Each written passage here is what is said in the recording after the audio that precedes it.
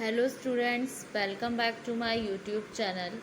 आज के वीडियो में जो हमारा सब्जेक्ट है entrepreneurship and small business management, उसमें पढ़ेंगे role of infrastructural network in entrepreneur development. ठीक है, तो बेसिकली हम जानते हैं कि इंफ्रास्ट्रक्चरल नेटवर्क क्या होता है। जो बेसिक इंफ्रास्ट्रक्चर होता है किसी प्लेस का और किसी प्रोजेक्ट का, वो हेल्प करता है हमको speedy implementation of the project. मतलब स्पीडी से इम्प्लीमेंटेशन हो जाता है किसी भी प्रोजेक्ट का, रिड्यूस करता है कॉस्ट को, इंक्रीज़ करता है प्रॉफिटेबिलिटी को, बेटर और रैपिडली इम्प्रूव करता है आपके इंफ्रास्ट्रक्चर को आपके एक पर्टिकुलर एरिया में, जो अट्रैक्ट करता है आपके मोर एंटरप्रेन्योर्स को एंड सी और देखता है इनहैंस एंटरप्रेन्योर एक्टिविटीज़ को। ठीक है, इंडिया में सेवरल ऑर्गेनाइजेशन हैं जो इंगेज्ड हैं आपके एंटरप्रेन्योरशिप डेवलपमेंट प्रोग्राम्स में। जो रोल होता है एंटरप्रेन्योर डेवलपमेंट का, वो डिस्कस होता है इस तरीके से। ठीक है, जो रोल है आपका इंफ्रास्ट्रक्चर नेटवर्क का आपके एंटरप्रेन्योर डेवलपमेंट में, वो इस तरीके से है। फर्स्ट आता है आपका entrepreneurship development institute of India, यानी कि EDII इलाहाबाद। ठीक है, इलाहाबाद, EDII अहमदाबाद, EDII अहमदाबाद। ये क्या है? It is an all India institution. ये क्या है? आपका ऑल इंडिया इंस्टीट्यूशन है जो सेटअप हो रहा है आपके पब्लिक फाइनेंशियल इंस्टीट्यूशंस के द्वारा, गुजरात गवर्नमेंट के द्वारा। और इसका entrepreneurship development programme quite comprehensive है। कंसिस्ट होता है आपके फॉलोइंग स्टेप्स होते हैं इसमें कंसिस्ट। फर्स्ट आ जाता है आपका सेलेक्टिंग पोटेंशियल एंटरप्रेन्योर्स, सिलेक्ट करते हैं पोटेंशियल एंटरप्रेन्योर्स को। नेक्स्ट आ जाता है अचीवमेंट मोटिवेशन ट्रेनिंग। फिर आता है आपका प्रोडक्ट के regarding selection and project report preparation. फिर आ जाता है आपका practical training and work experience. इसके अलावा आते हैं आपके जितने भी बिजनेस मैनेजमेंट ट्रेनिंग होते हैं वो। फिर आता है आपका post training support and follow up. इस तरीके से आते हैं आपके। फिर आता है आपका सेकंड जो है वो है national institute for entrepreneurship and small business management, यानी कि NIESBUD। ठीक है, ये क्या एक एपेक्स बॉडी है coordinating and overseeing the activities, ठीक है, ऑफ डिफरेंट एजेंसीज जो इंगेज्ड हैं आपकी एंटरप्रेन्योरशिप डेवलपमेंट में। ठीक है, तो इसके मेन फंक्शंस होते हैं आपके, ये इवॉल्व करते हैं इफेक्टिव ट्रेनिंग स्ट्रैटेजीज़ को, जो कि आपके मैथडोलॉजी हैं, डेवलप करता है आपके ट्रेनिंग एड्स को, मैनुअल्स को और अदर चीज़ों को। और ये फैसिलिटेट करता है, सपोर्ट करता है एजेंसीज़ को कि जिससे कि वो इंगेज रहें आपके एंटरप्रेन्योरशिप डेवलपमेंट में। ठीक है, फिर नेक्स्ट थर्ड आ जाता है आपका national alliance of young entrepreneurs, यानी कि NAYE कैपिटल में।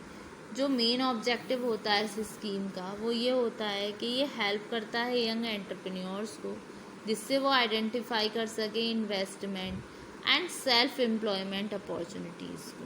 ठीक है, और प्रोवाइड करता है आपके नेसेसरी फिनेंशियल असिस्टेंस को, अरेंज करता है सभी पॉसिबल असिस्टेंस के लिए फैसिलिटीज़, इंसेंटिव्स जो एक्सटेंडेड होते हैं आपके यंग एंटरप्रेन्योर्स में गवर्नमेंट के द्वारा और अदर इंस्टीट्यूशंस के द्वारा। ठीक है, फिर आता है आपका जो NIYA है, उसके कुछ स्पॉन्सर्ड सेवरल चांसेस होते हैं आपके एंटरप्रेन्योर डेवलपमेंट के कोलैबोरेशन में, जो कि होते हैं आपके पब्लिक सेक्टर बैंक्स, जैसे कि आपके हो गए बैंक ऑफ इंडिया, ये NAYA है, यानी कि national alliance of young entrepreneurs. फिर आ जाता है आपका देना बैंक, आपने नाम सुना होगा, PNB यानी कि Punjab national bank, central bank of India, union bank of India, इस तरीके के बैंक्स।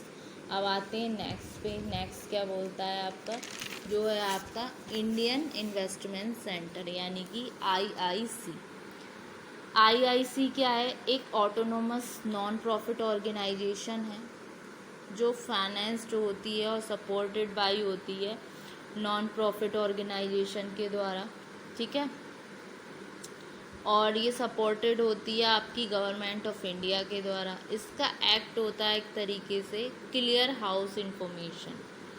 इसका मतलब है ये है आपका क्लियर हाउस, आपका clear house information to foreign investor जो चाहते हैं, who want to make investment in India.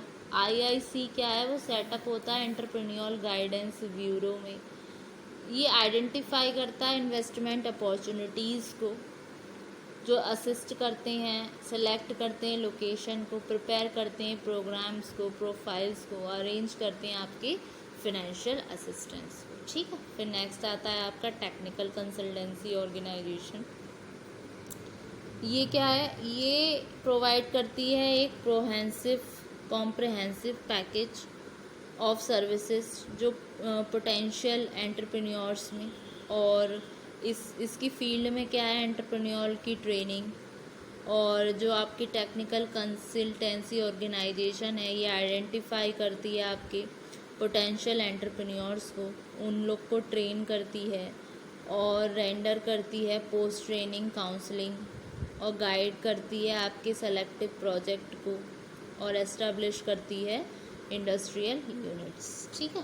इसके मेन फंक्शंस होते हैं, ये प्रोवाइड करती है टेक्निकल और मैनेजरियल असिस्टेंस, एंटरप्रेन्योर्स को असिस्ट करती है आपके एंटरप्रेन्योर्स को मॉडर्नाइजेशन टेक्नोलॉजी में, अपग्रेडेशन करती है, रिहेबिलिटेशन करती है प्रोग्राम्स का, अंडरटेक करती है टेक्नो इकोनॉमिक अप्रेजल प्रोजेक्ट का, फिर एडवाइस करती है सेटअप होने में ऑर्गेनाइजिंग लेबॉर्ट्रीज़ को, डिज़ाइन करती है सेंटर्स को, मशीन शॉप्स को और वर्कशॉप को, कैरिंग आउट करती है मार्केटिंग रिसर्च। फिर आता है आपका लास्ट कमर्शियल बैंक्स। देखिए जो most of the public sector banks हैं वो क्या है? कंडक्ट करती हैं ईडीपीज़ को, यानी कि एंटरप्रेन्योरशिप डेवलपमेंट प्रोग्राम को, with a view to identify potential entrepreneurs को आइडेंटिफाई करती हैं स्पेशली बैकवर्ड एरिया के, और ट्रेन करती हैं उनको, मॉनिटर करती हैं स्टार्ट करने के लिए उनके न्यू वेंचर्स को। जो फंक्शंस होते हैं जो कमर्शियल बैंक प्ले करती हैं उसमें वो क्या करती हैं? वो असिस्ट करती हैं, जज करती हैं टेक्निकल और कमर्शियल वायबिलिटी को, प्रोजेक्ट प्रपोजल की असिस्ट करती हैं प्रिपेयर करने में, एवेल्युएट करने में प्रोजेक्ट रिपोर्ट्स को, प्रैक्टिकल ट्रेनिंग होती है आपकी सेलेक्टिव इंडस्ट्री में, असिस्ट करती हैं, ऑब्टेन करती हैं गवर्नमेंट के क्लियरेंस को, असिस्ट करती हैं रेस करने में जितने भी रिक्वायर्ड फंड्स चाहिए होते हैं रिगार्डिंग प्रोजेक्ट, असिस्ट करती हैं इम्प्लीमेंटेशन करने में प्रोजेक्ट एक तरीके से क्या है? फ्यूचर प्रोजेक्ट है। एंटरप्रेन्योरशिप डेवलपमेंट भी प्रोजेक्ट ही है, जैसे आपकी ग्रामीण कौशल विकास योजना आ गई। इसमें क्या है? ईडीपीज़ में क्या किया जाता है? जो आपका रूरल एरियाज़ होता है, जो बैकवर्ड एरियाज़ होता है, उनके जो वहाँ के जो ह्यूमन रिसोर्स हैं, जो पर्सन हैं, उनको ट्रेन किया जाता है, उनको इस लायक बनाया जाता है इन फ्यूचर वो कोई अपना बिजनेस सेटअप कर सके, या बिजनेस भी सेटअप नहीं करें तो कुछ ऐसी स्किल आ जाए जिससे वो अपने बूते पर कुछ पैसा कमा सकें, कुछ इतने कैपेबल हो जाएं कि वो कहीं पर भी रहें पर अर्न करने लायक हो सकें। फिर उससे एक तो अवेयरनेस बढ़ती है। अब जो जनसंख्या जो बेरोजगारी में आ रही है, जिन पे काम ही नहीं है करने के लिए, जब वो अपना पैसा खुद से कमाने लगेगी तो कहीं ना कहीं इनडायरेक्टली गवर्नमेंट को भी रैपिड इकोनॉमिक ग्रोथ होगी। जो बेरोजगार जनसंख्या है जब वो कमाने लगेगी तो अपने खर्चे खुद से वहन करेगी, उसको दिक्कतें नहीं पड़ेंगी, किसी से लोन लेने की ज़रूरत नहीं पड़ेगी। जो जितना उसको बन पड़ेगा अपने पैसे में उतनी चीज़ें मैनेज करेगी और किसी गलत राह पर भी नहीं जाएगी। और एक तरीके से दूसरा क्या है, जब इंसान पैसा कमाएगा तो सर्च करेगा न्यू आइडियाज़ में, कुछ नया करने का सोचेगा, नया बिजनेस एस्टेब्लिश करने का सोचेगा।